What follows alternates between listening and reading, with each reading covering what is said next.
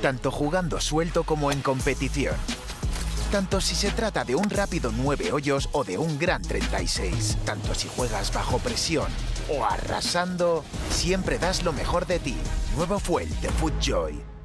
You kind of alluded to it there. Was attitude kind of the biggest thing for you today, even outside of actual golf? Yeah, attitude and patience. Obviously, you still need to hit good golf shots, make putts, leave it in the right spot, strategy, all that. But I really think that it would have been easy to kind of, I bogeyed 4, had hit a lot of good shots up to then, make a bogey on 4, and just try to keep the fun.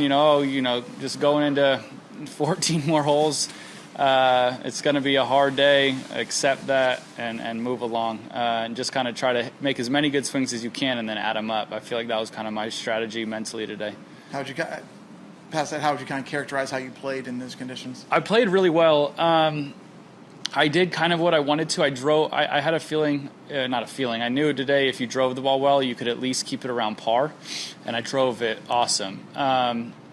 I really tried not to take too many chances into the green, so I didn't really hit any too close, which was okay with me. I didn't have a lot of great numbers today to take anything on. The wind was tricking me a little bit. I thought for the most part I did what I wanted to do. Didn't make a ton of putts today, but like I said, kept myself in the golf tournament, 1 over today. I thought was a pretty good score. What's been your strategy kind of with the driver? Because as you alluded to, keeping it in the fairway and driving well is important.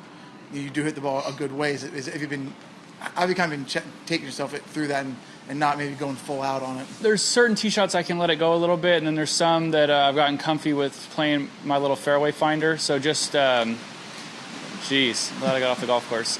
Just making sure that I'm sticking to that. I'm not trying to smash them when I don't need to. Knowing the certain holes that set up to my eye really well, I can let those go, and the rest just get the ball in the short grass as best I can. When you go into tomorrow, you've obviously won a couple tournaments in the last year or so. Does that kind of give you a lot of confidence going tomorrow, even though the conditions are going to be tough, knowing that you've gotten it done recently? Yeah, I think obviously winning helps confidence. Doesn't feel super foreign, but just in general, I've just been kind of leaning on how well I've been playing the last 6-7 months. Game feels really good, so I've just been trying to approach each round and just go out there and play like I've been playing. And over the course of 4 days or a season, I would hope that would add up to something pretty decent. You started using aim point in New Orleans, if yeah. I'm right. How's that kind of helped you on the greens in the last couple of weeks? It's been awesome. I've always struggled holing putts between 10 and 15 and 20 feet. I've always been pretty good inside of 8. And yeah, like Joe said today, every putt I've hit looks like it's got a chance, which is fun. Not really worried about my stroke, just worried about reading them, have good speed. Just the little things I feel like I'm making, even on the first hole today, obviously a little nervous on one, hit 2 great shots, a good chip, and still had 10, 12 feet, but I just felt very confident in the read. So little things like that are really helping me. And you started working with Phil Kenyon, correct? Yeah. On your putting at the Masters, was it? Or is it? Yeah, Masters, yeah. What has he kind of maybe helped you with as well with your just stroke? Green reading so far. We've messed around very little with my stroke. I don't read them very well.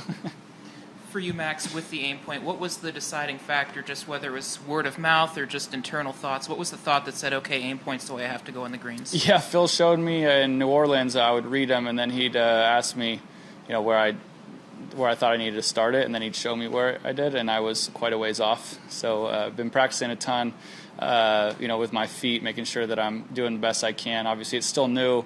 I wouldn't say I've mastered it by any means, but just getting a little bit better every day at home, really grinding, making sure I'm practicing the percentages and little things like that. So Phil and then my coach Mark, I was at his place this past weekend. We went through it all too. So it was pretty obvious when I saw how poorly I was reading greens, at least in New Orleans. Angerbom was talking earlier to us about it wasn't about flag hunting today, it was just picking a target. Just what was it for you, the conversations, picking a target, committing to a shot, and just sticking with the game plan? Yeah, that's exactly what it was. There were very few times today that I was really trying to hit it super close. Very rarely was I aiming at a pin today, just because you're hitting a 5-iron, 6-iron, it's wet, the ball can kind of squeeze anywhere. So I was trying my best to give myself a little bit of a bailout everywhere. And yeah, so some solid shots I hit today some didn't go quite on the green or anywhere close, but I'm going to use kind of the confidence I know that I hit those really well into tomorrow.